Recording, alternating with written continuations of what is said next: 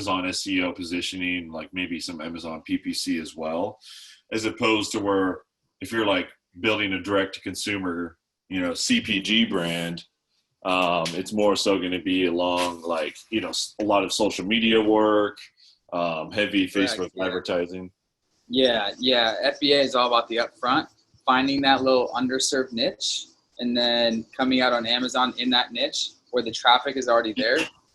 So that's been our brand. That's been our story. We don't do any outside marketing. We just get traffic from inside Amazon because we're just on page one for our niche. And so that's it. And obviously we have a good product. It doesn't break, gets good reviews, and it's on page one in the niche, and in the sub keywords within that niche, we're on page one. So it's all about the upfront SEO research. Yeah, definitely.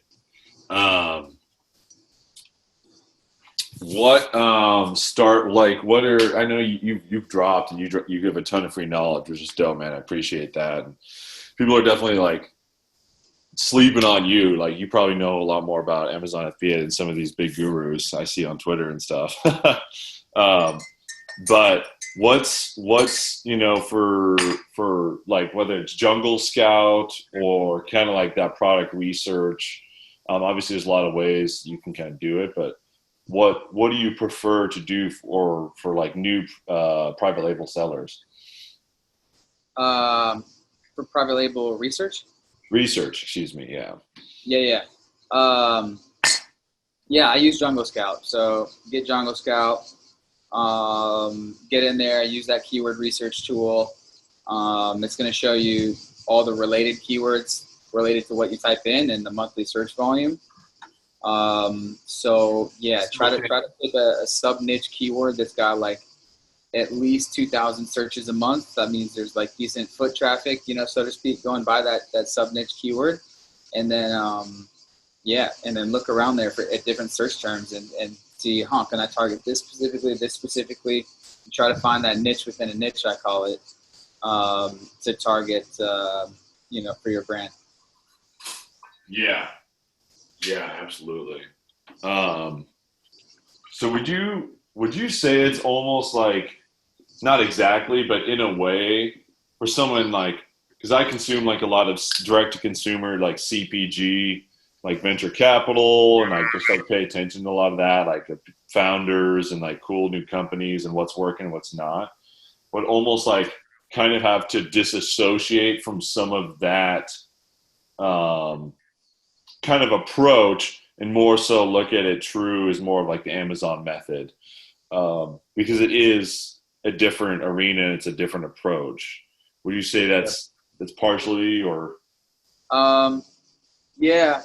Well, I know tons of guys who have just done the Amazon method, which is just target that Amazon traffic by using the Jungle Scout and shit. Yeah. But that's like a good way to kick off a brand, because you have this existing, traffic right there that's proven, with the search volume on that Jungle Scout. But long term, obviously everyone wants to build their brand off Amazon too. So what we've done is we've taken our best sellers on Amazon and then started Facebook ads for those. So it's kind of like a testing ground. And it's one platform. Amazon is like half of all online sales. So you could call it half of the picture if you want. But starting on Amazon has that benefit. It's easy to get up there. You don't need a fucking killer website yet, and the traffic's already there. You don't need to come out with a fucking catchy ass Instagram video that's going to get someone to stop scrolling. It's just traffic every day. Yeah, absolutely. And you guys do a good job with it too, with your inserts as well. Telling that story. So yeah, stick some product inserts in there. All the basics. Yeah. Would you like FBA versus FBM? Is there any like dynamics with the limited warehouse space? I mean, rule of thumb, you want to test small, but is there like a big difference between like if I got an Amazon account and started selling to my own, didn't want to send it to a warehouse, because I want to start with like 50 units and doing FBM. Obviously, I'm not going to be prime. Is there like a big disadvantage from like I'm assuming so slightly at least in keyword ranking and yeah. Obviously, FBA. Pretty much everyone I know does FBA. I've always done FBA. Gets you that prime badge, and Amazon's ranking algorithm prefers that. yeah. And shoppers prefer that, obviously. So if you're going to get started with 50 units, just send the 50 into FBA. There's a 200 unit limit right now for new products on FBA. So you can send up to 200 brand new products. So prove it. If it's proven on FBA, it does well, then just keep sending in more. On your second order, the algorithm's going to let you send in more, like maybe 300 or something like that. They just want to make sure that that items in their limited space for right now, especially going into Q4, is shit that's making money, basically. Yeah. That's legit. And then you can also do FBM at the same time. So if you were to go out of stock on FBA, you can create a separate FBM listing to fulfill orders in the meantime. We have clients that have FBM and FBA inventory ready to go. Yeah. And is that like because they're either creating their product or they get it shipped to their house first and they can just fulfill orders faster from their home? Yep. Basically, yeah. Yep. Yeah, that makes sense. Yeah, it's legit. Do you ever like hear about like clients getting cannibalized by Amazon? Because one of my buddies worked on their private label team. They've got like 1,000 different brands now. And I've been told, like one of my mentors actually helped build the Amazon marketplace way back in the day. That's why I'm like, shit, I need to get on this. Because he's given some he's like, yeah, you can just call me for some free game here and there because we've worked on deals. But that I've also heard from once you hit like $10,000 in sales, and obviously it's an arbitrary number, that Amazon's like, okay, there's traction here. Let's private label and smash these guys. Yeah, I mean that happens. We all see it when we shop. Amazon's got their Amazon Basics joints, and more shit than ever. So yeah, that happens. But it happens. I don't know much else to say. It's not going to deter me from keeping running my business how I've been doing it. When it happens, just keep launching more products. Yeah, just keep innovating and staying launching new products. Yeah, exactly. And at that point, like the way I was kind of thinking of it too, it's like, all right, you've kind of earned competition. You've already got like product market fit. You're making money. You know what I mean? At that point, you should be able to launch a new product or differentiate more or build a brand. Yeah. Of course, long term, you want to build a brand and you want to have multiple products. Of course, obviously, that's any company. So you're not just relying on one thing. Right. But yeah, I mean, China copycats happen. That's probably even more common than Amazon copycatting you. Just the Chinese factories just straight copycatting you. You manufacture, happens with every successful product. So. Yeah, no, 100%. I was thinking about that because even just dealing with like on PPE and stuff, and it was just an absolute nightmare and just kind of like drinking from a fire hose. My clients they had relationships in China with their cell phone manufacturing factories. And so they were already fronting the cargo planes full of PPE. But how do you enforce that? Obviously, there's a lot of trust that just happens and doing good research with your manufacturer. But do you have at least like a basic contract? I'm sure you send them like, hey, don't steal my IP, even though it's like anyone wants to steal Americans' IP, nothing we can do. Hardly anything. Yeah, we have an NNN contract. Well, I don't have it, but some guy I did a podcast with. He has an inspections company, quality control inspections. He has an NNN that he sends, non-compete, non-circumvent, non-disclose. Yeah. And he just sends that to his suppliers. But technically, and like, yeah, you just have to send them a copy that's translated into Chinese as well. Yeah. All that good stuff. Send that to them, have them sign that, and then yeah. But if they really wanted to, they can still copy you. That's what he said. But if you want to show your series from the get-go, send them that NNN in English and in Chinese. Yeah. Yeah. I mean, and that goes into a lot of it into like that upfront research you were talking to, right? Like, is this a legit manufacturer? Could you see yourself doing long-term business with them too, right? Yeah. Yeah, there's tons of, supplier tips. Pretty much everything on Alibaba is, pretty vetted and legit. Global sources is .com is even more strict on what suppliers can be on there. But yeah, all the tips, get on WeChat, do a video call with them. Just do a little bit of basic research, make sure they're a legit company and all that good stuff. Yeah. Yeah, definitely. It's crazy you say that because there was so many fake like masks on Alibaba for like 2 months. And it's probably just because, global pandemic, unprecedented times, you know what I mean? Their screening processes were probably a nightmare. But generally, pretty much everything else is like Alibaba's, everyone's pretty damn well vetted if they have that track record and reviews. Yeah. Yeah, Alibaba is my experience and everyone else's experience pretty legit. It's pretty easy to tell. I mean, you can like have the rep video call you and say, walk around your factory. Like, show me the money. Can you walk around, please? Like, you're the factory, right? Okay, let's do a video call. Okay, go walk around. Show me your factory. Yep. So. Yeah, definitely. Yeah. That's sick, man.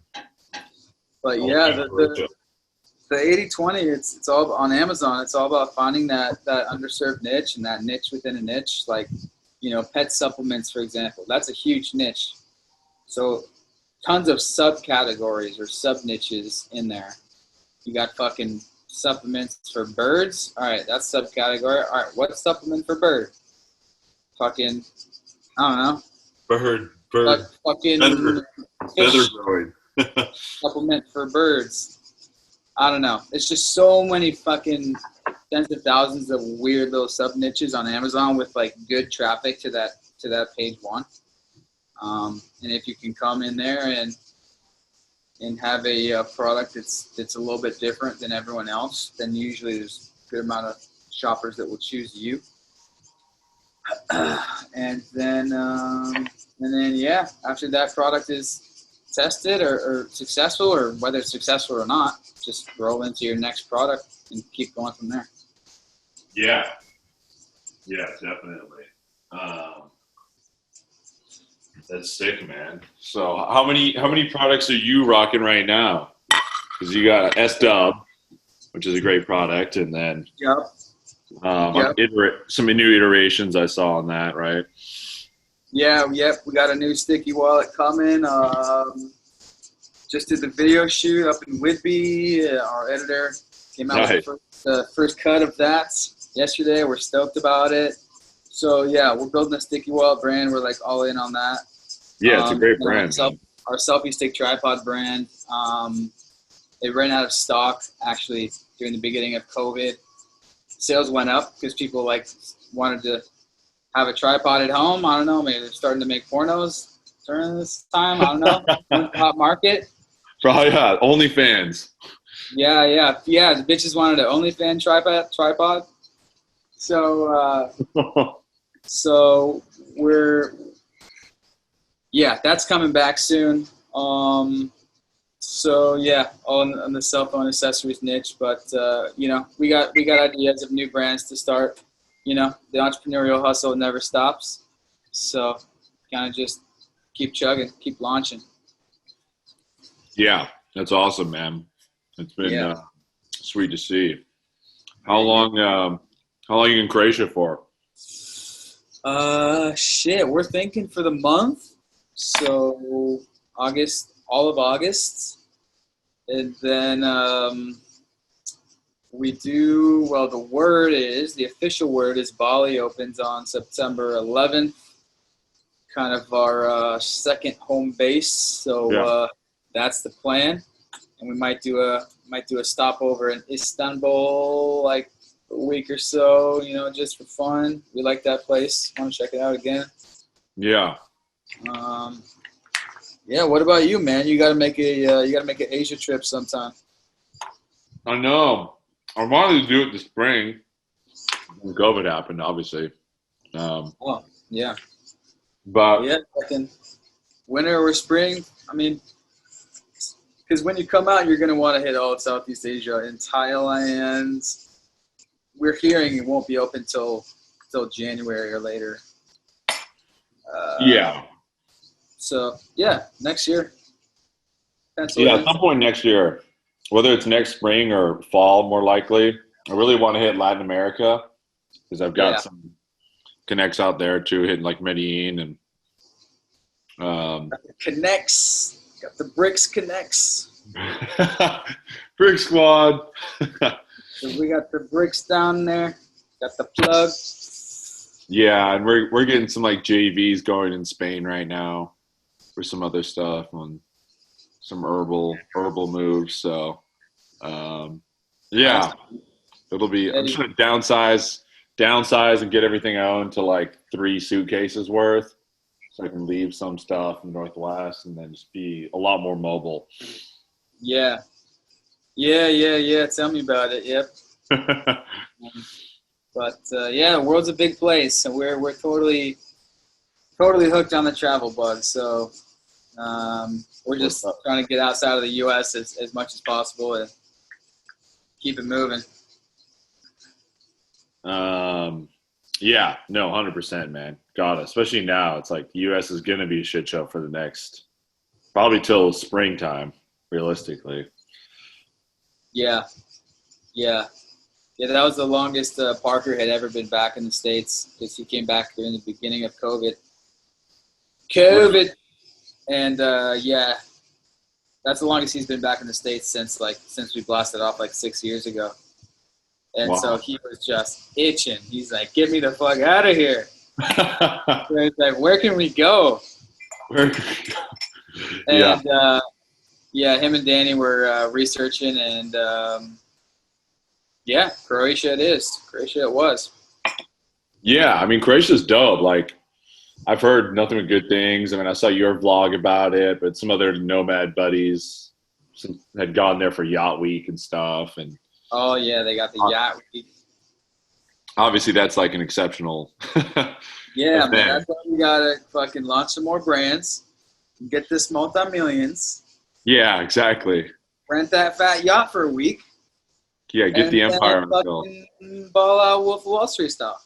Yeah, and we just write it off on taxes because we're doing media production. Yeah, exactly. Yeah, we're filming music video. DJ Plies. Yeah, buddy. Well, shit, man. Yeah, you got a lot going on. Hustling, man. Respect. Yeah, I appreciate it. Yeah, I was just talking to my buddy up in Everett that he's been looking at it too, and I was like, hey, man, if you want to do this together, like, I've got a pretty decent understanding. I'm not solid at it. I know you've got your 90-day course, but I've kind of got this like unique situation where, like I was saying, we kind of have those brands. One of them is not 100% Amazon appropriate, or just it would take a while to get ungated. So yeah, if you do just like more just like I guess consulting per se for Amazon. Did you say sourcing?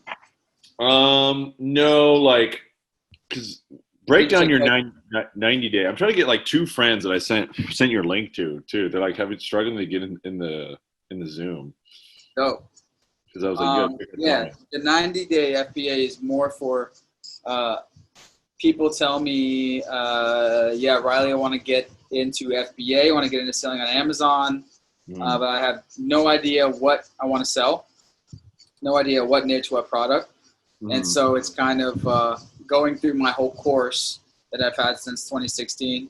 But obviously I updated it for 2020 during Corona. So it's kind of going through that all together, starting with the first month is product research, product and market research, figuring out what's your niche, what's your product going to be. Everyone's doing it together, spreadsheets and checklists and all that good shit with a weekly Zoom call. So every week you're like bouncing ideas off of me, and I'm kind of just group coaching every week. Yeah, first month is product research, product/market research. Second month is sourcing, contacting suppliers, ordering samples, all that good shit. And then the third month, ideally everyone has their product and niche chosen and order placed. And then month 3 is getting the photography done, writing the listing, preparing for launch, basically. Yeah. So that's basically the 3-month accelerator, kind of just going through the private label process from scratch, just with a weekly consulting call. Basically, everyone goes around, shares ideas. It's been an average about 5 people per call. So intimate group, everyone shares their situation, questions, and go through. So that's kind of that. Yeah. So that's the course. And then the agency side, we offer obviously done for you services, which is hot right now too. Brands that are either on Amazon, they want us to run their Amazon ads. That's kind of the bread and butter. Or they're not on Amazon, but they have a product and they want an expert to launch it for them. So, and also consulting. Yeah. Hell yeah. Yeah. Yep. Dope, man.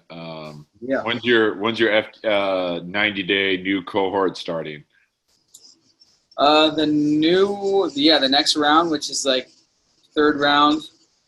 I don't know if I'm calling it second round or third round. It's really 3.5 months after I first launched it, but we started another group a month and a half ago. But anyway, the next round is starting on August 15th, so week from right now, basically, same time. That's dope. Yeah. I want to build that into a whole fucking Amazon school and then marketing school, like the whole education space is disrupted right now, Yeah, definitely. I've been talking to Deluxe about that some too. So, I mean, it's just, I see the education space is so ripe for disruption. Like you see Lambda School doing that. Do you ever tracked Peter? He's like from the Netherlands, Peter Livioso. He's the founder of like Nomad List. Oh, I've heard a lot about him, and I know about that website. Yeah, he's one of my favorite follows on Twitter. But he's so sick because he just like shares everything. He's like, I'll test this assumption, build a landing page for it, set it up to Stripe, test this new thing, or getting live feedback for how he ranks cities for nomads, based on pollution and Wi-Fi speed, all that. It's there'll probably be some good leads for you for the FBA class. But it's just like a really cool community. I think he even started doing like remote work on there. He basically, it was like testing it in live time. It's not education, but you know what I mean? Like there's just going to be so much, especially now, like pretty much, I think Scott Galloway said that if Harvard's going remote and they have that huge endowment, none of the big universities can afford to go have physical classes, right? Because they can't take that risk and get sued. So like if every U.S. university goes remote this fall, why the hell would you pay out tuition? Yeah, it's an interesting time for school. I mean, obviously, an online course changed my life in 2013. So I've been all about online courses for fucking forever. But yeah, now more than ever with the COVID thing, and everyone's getting a taste of learning from home, now, and they're like, oh, fuck, I can just learn from fucking videos and, learn from my laptop. So, yeah, it's even more getting accelerated. Yeah, it'll be exciting because, a lot more people in like rural, poor areas will have more access to education, I think. But yeah, and that too. The developing countries coming online, everyone's got a phone. Most of the world's got Wi-Fi, pretty much. And that's just beginning with the whole fucking SpaceX Wi-Fi and shit. It's an interesting time. The Skynet Wi-Fi, yeah, it'll be sick. Yeah, fucking Starlink, that's called. Starlink, yeah. And more talent, for employees at the same time. Obviously founders too, but there's probably some Einstein kid chilling in Bolivia somewhere. We never knew. Yeah, exactly, man. It's the world. It's an open place. The world is so connected, so globalized, and when you travel, you realize that it's, everyone's basically the same. Just trying to make a good living, enjoy life. That's basically it. Yeah, that's the motto. Yeah, That motto is the right motto. there. Well, good shit, man. Keep me posted on the FBA stuff. Happy to help. Yeah, I'm definitely gonna tap in with you soon. Because been organizing a lot and very close because it's much overdue. Yeah, for sure. Well, you know where I'll be on the IG. Hell yeah! All right, brother. Stay up and enjoy the rest of Croatia. Yeah, you'll see it on the stories. So stay tuned for tonight. Big night out tonight. It's the COVID is dead party tonight. That's gonna be epic, dude. After give us a quick rundown on Croatia. It looks like it's pretty much back to normal. What is it? Cases are next to nothing there.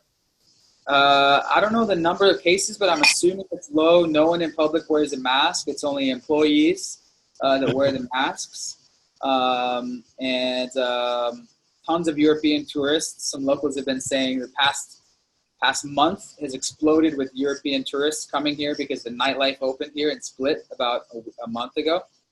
And so all the clubs are full blast here. We're going to this club tonight. So first big night out since, months. And it's a COVID's dead celebration for us. It's going to be epic, man. Yeah. Well, stay tuned. I'm happy for you guys. Send it proper, like a Coug would. Yeah, buddy. Chug some beers. Yeah, show them how it's done. Yeah, buddy. All right, good shit. Say what up, and have a good one. Yeah, you too, man. Cheers. Peace.